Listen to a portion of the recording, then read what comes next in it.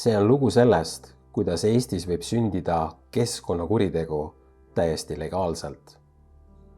Kuidas ametkonnad, kes peaksid loodust kaitsma, asuvad hoopis kaevandusfirma ja suurprojekti teenistusse ning kuidas riigi ja valla koostöös hävitatakse sihikindlalt kohalikku loodust ja elukeskkonda. See on lugu sellest, kuidas üks külakogukond avastas, et neile valetasid Rail Baltic Estonia, ehitusfirma Trev2 Grupp, Kohila vald ja isegi Keskkonnaamet. Kohila vallas Mälivere küla lähedal on juba 3 Rail Balticu ehitusega seotud karjääri. Nende jääkvarud pole ammendatud. –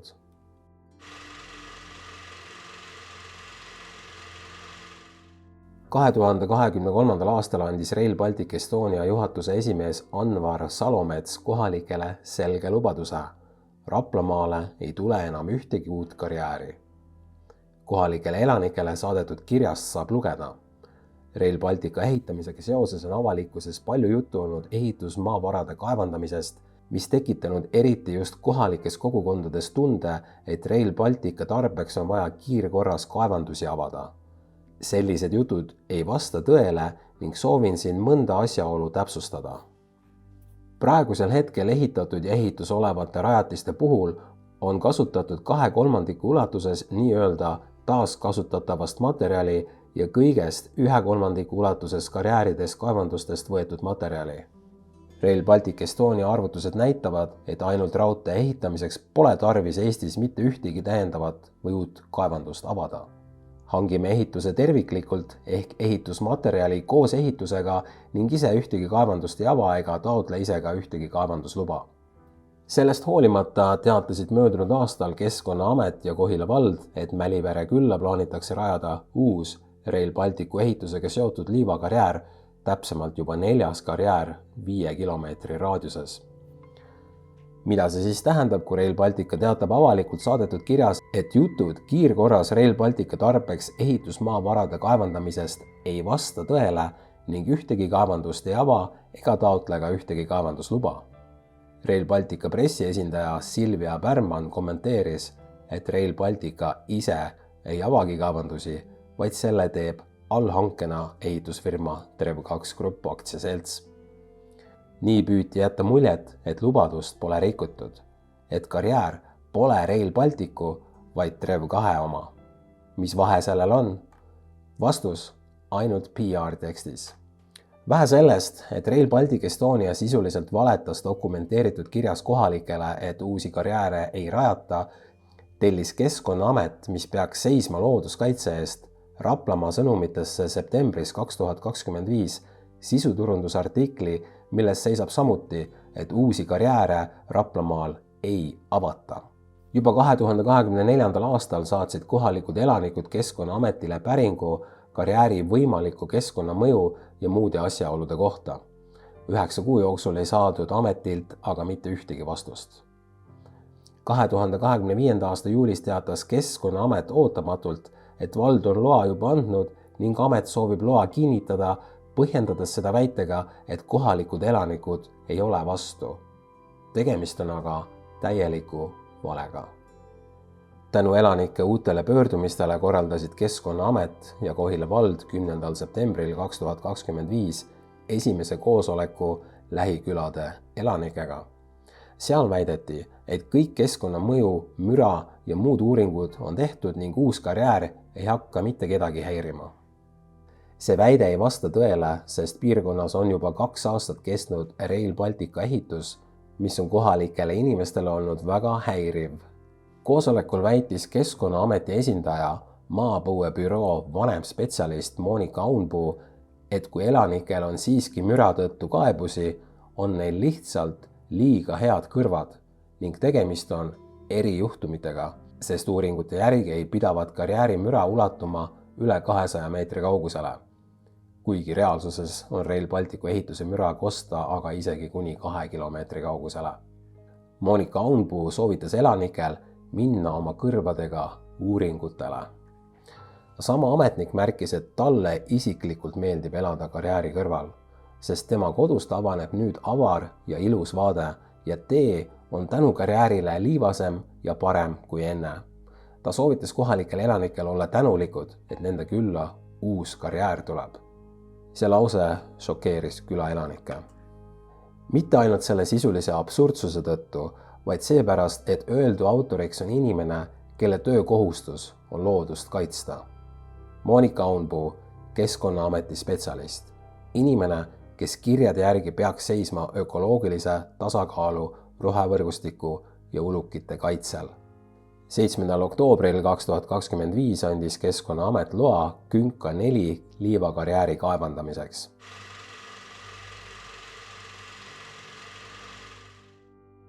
Kohila valda Künka 4 liivakarjääri rajamiseks jättis Keskkonnaamet algatamata keskkonnamõju hindamise. Seda hoolimata tõigast, et tegemist on juba 4. karjääriga 5 kilomeetri raadiuses ning kohalikule elu- ja looduskeskkonnale lisandub muu hulgas müra, tolmu, põhjavee languse risk ja ökosüsteemi häiring. Lisaks ei olnud kohalikud elanikud protsessi kaasatud.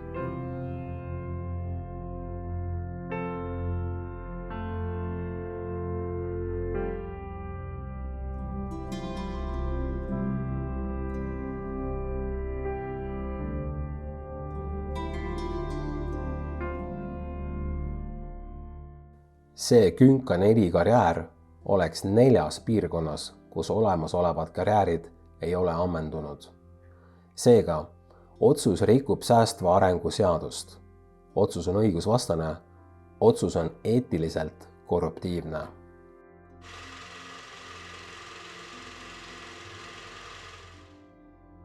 Võtmetähtsusega sündmus kogu selles saagas on 27. märtsil 2025 toimunud Kohila vallavolikogu istung, kus hoolimata varasemast vastuseisust anti Keskkonnaametile ja TREV2 grupile Künka 4 liivakarjääri tarvis oma heakskiit. Eiki mainis, et oli elanike esindaja ka seal, et... Elanike esindaja oli kutsutud, aga ei tulnud. Kohalikud ise sellest kutsest aga midagi ei tea. Kas volikogu esimees valetab või valetati talle?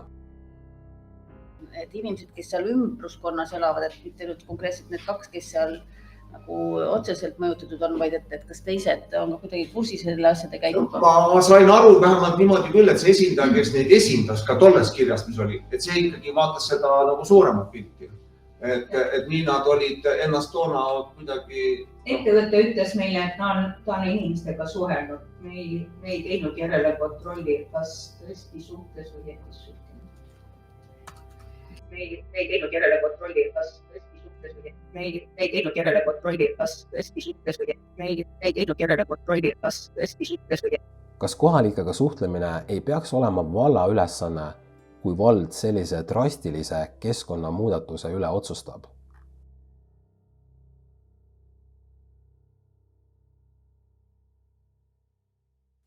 Ehk siis valla keskkonnaspetsialist Siiri Treimann tunnistab, et nemad ise ei suhelnud keskkonna rüvetamise osas kohalikega ning vallavolikogu esimees ja endine Riigikogu liige Heiki Hepner valetab, et kohalike esindaja oli kutsutud.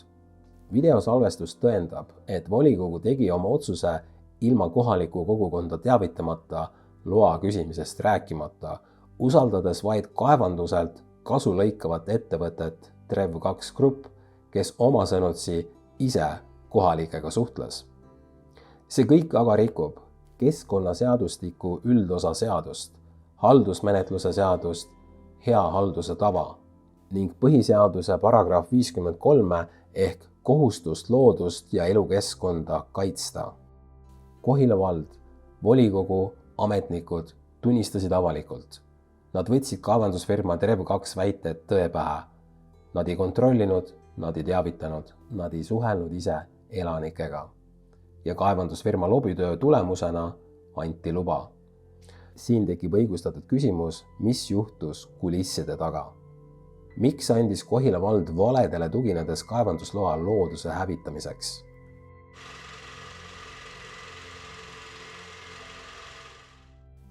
Olen jälginud ulukeid aastaid.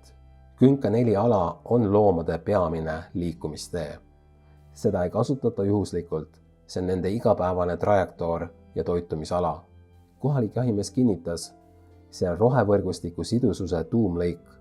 ulukite liikumine sealt katkeb kaevandamisega. Seda eirasid nii Kohila vald kui Keskkonnaamet. Samuti eirati nahkhiirte elupaika 200 meetri kaugusel Keila jõel. Eirati põhjavee võimaliku languse riski. Eirati Eesti rohevõrgustiku lülisid.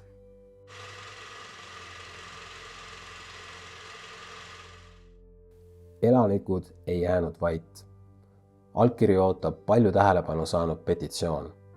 MTÜ Terve Eesti Koostöökoda ja MTÜ Hoiame Loodust esitasid Keskkonnaametile vaide.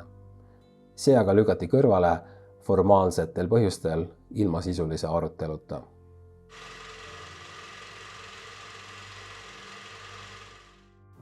Keskkonnaamet jättis keskkonnamõju hindamise algatamata, jättis avaliku teavitamise tegemata, jättis arvestamata kohalike inimestega, ignoreeris teadlasi. Ja sellele kirjutas alla Keskkonnaameti peadirektor Rainer Vakra. See ei ole keskkonnakaitse, see on luba hävitada loodust ametliku pitsatiga.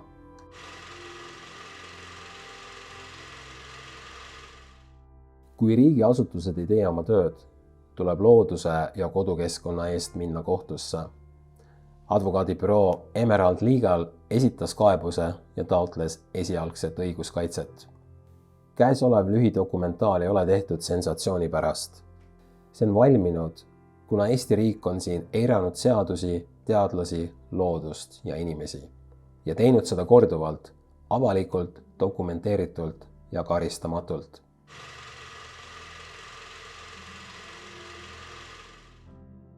Kui Keskkonnaamet ei kaitse keskkonda, kui vald ei kaitse inimesi, kui Rail Baltic ei tunnista lubadusi, kui seadused on justkui soovituslikud, siis jääb alles üks küsimus.